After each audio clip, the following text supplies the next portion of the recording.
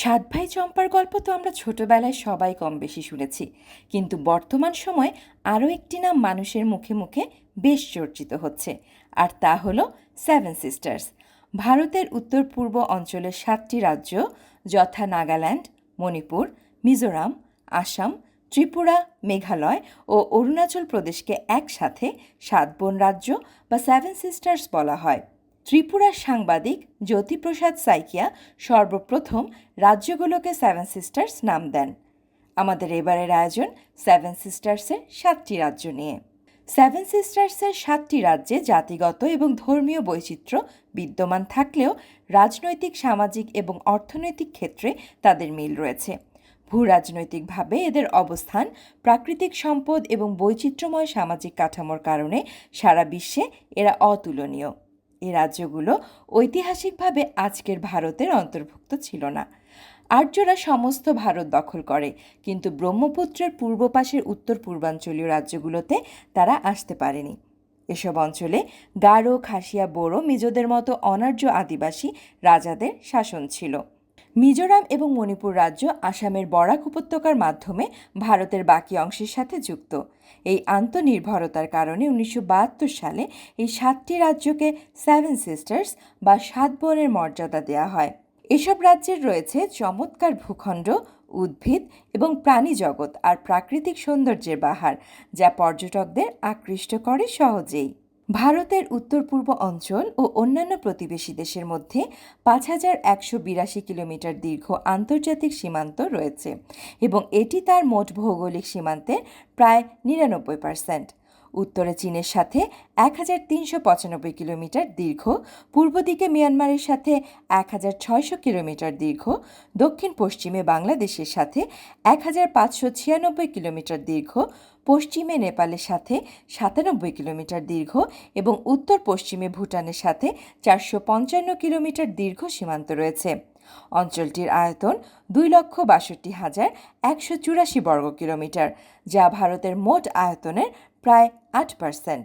সংকীর্ণ শিলিগুড়ি করিডর উত্তর পূর্ব অঞ্চলকে ভারতের বাকি অংশের সাথে যুক্ত করে। স্থানীয় আদিবাসী রাজারা দীর্ঘদিন এসব অঞ্চল শাসন করেন। গারো, খাসিয়া, ত্রিপুরা, বোরো, মিজো আদিবাসী অধ্যুষিত রাজ্যগুলোর অধিবাসীরা দীর্ঘদিন ধরে নাগাল্যান্ড, মণিপুর, অরুণাচল, মিজোরাম, আসাম রাজ্য নিয়ে নাগা স্বাধীন ভূমি গড়ার দাবি তুলেছে। সম্প্রতি ভারতের স্বাধীনতা দিবসে মণিপুর রাজ্যে কয়েক হাজার লোক নাগা পতাকা উড়িয়ে স্বাধীন ভূমির পক্ষে সমর্থন দেয়। আসামের রাজধানী দিসপুর। একে ঘিরে রয়েছে ত্রিপুরা, নাগাল্যান্ড, মেঘালয়, মিজোরাম, মণিপুর ও অরুণাচল প্রদেশ। এর আয়তন 78,438 বর্গ কিলোমিটার। ব্রহ্মপুত্র নদ আসামের পূর্বগামী নদ। এই নদটি অরুণাচল প্রদেশ হয়ে এ রাজ্যে প্রবেশ করেছে। দেশের উত্তর পূর্ব দিকে প্রবেশোদ্বার আসাম ঘন সবুজ বন, উর্বর সমভূমি, বিশালাকায় ব্রহ্মপুত্র নদ, সুন্দর পাহাড়, নীলাভ পর্বত, বিস্ময়কর চা চাষের উপত্যকা এবং প্রসিদ্ধ উদ্ভিদ ও প্রাণীকুল দ্বারা সমৃদ্ধ। আসাম ভারতের প্রধান চা উৎপাদনকারী রাজ্য এবং এখানকার অর্থনীতি চা শিল্প, পেট্রোলিয়াম এবং বনজ পণ্যের উপর নির্ভরশীল। অরুণাচল প্রদেশ। অরুণাচলের রাজধানী ইটানগর। এ প্রদেশের বেশিরভাগ অঞ্চল পর্বত বেষ্টিত। এর আয়তন 83,743 বর্গ কিলোমিটার। এ প্রদেশের উঁচু নিচু এলোমেলোভাবে বিস্তৃত ঢালযুক্ত ভূখণ্ড প্রদেশটিকে দিয়েছে আলাদা মাত্রা। তাছাড়াও এখানে রয়েছে বিশাল হিমালয়ের উচ্চশৃঙ্গ। এখানকার প্রধান নদী ব্রহ্মপুত্র। এটি এ প্রদেশে সিয়াং নামে পরিচিত। 1826 সালে আসাম ব্রিটিশ ভারতের অংশ হলে অরুণাচল প্রদেশকেও ব্রিটিশের অধীনে আনার সব রকম প্রচেষ্টা চালানো হয়। এরপরও 1880 সাল পর্যন্ত এখানে ব্রিটিশরা আধিপত্য বিস্তার করতে পারেনি। এই প্রদেশের জনসংখ্যার বেশিরভাগ গোঁড়া এশিয়া ভিত্তিক, তবে তিব্বত এবং মায়ানমারের মানুষের সাথে এদের শারীরিকভাবে অনেক মিল রয়েছে। অরুণাচলের 4টি জাতীয় উদ্যান এবং 7টি বন্যপ্রাণী সংরক্ষণ কেন্দ্র পর্যটকদের মূল আকর্ষণ। পর্যটকদের কাছে আরও আকর্ষণের একটি স্থান হচ্ছে বৌদ্ধবিহার। মলিনীথান এবং ভিস্বকানগর এই প্রদেশের গুরুত্বপূর্ণ প্রত্নতাত্ত্বিক স্থান। এখানকার পরশুরাম কুণ্ড একটি বিশিষ্ট তীর্থস্থান। মেঘালয়ের রাজধানী শিলং। এটি ভারতের 21তম রাজ্য। এর আয়তন 22,429 বর্গ কিলোমিটার। গারো পাহাড়, খাসি পাহাড়, জয়ন্তিয়া পাহাড়ের সমন্বয়ে গড়ে ওঠে এই রাজ্যটি। 1970 সালে আসামের দুটি জেলা থেকে বিচ্ছিন্ন হয়ে মেঘালয়ের জন্ম হয়েছিল।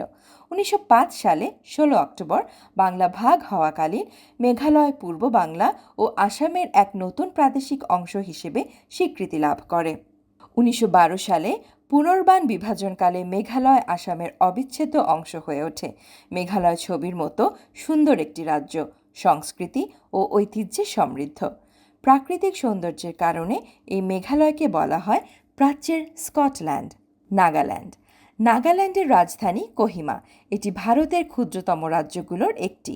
এর আয়তন 16,579 বর্গ কিলোমিটার।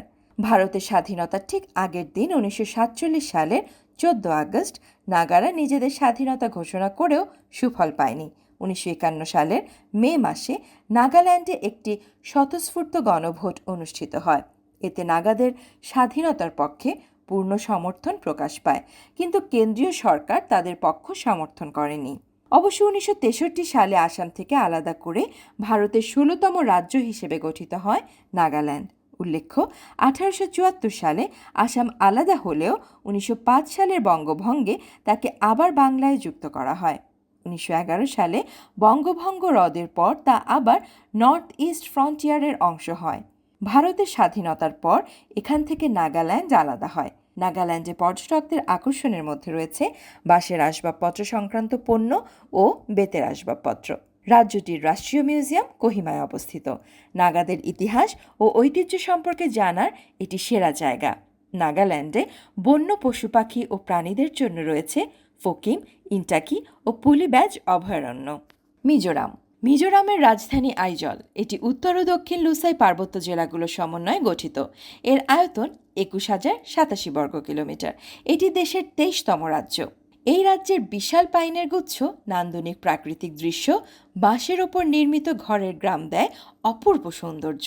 খ্রিস্টীয় 1750 থেকে 1850 সালের মধ্যে মিজো উপজাতিরা নিকটস্থ চীন পর্বত থেকে এসে এখানকার স্থানীয় আদিবাসীদের পরাজিত করার মাধ্যমে বসতি স্থাপন শুরু করে।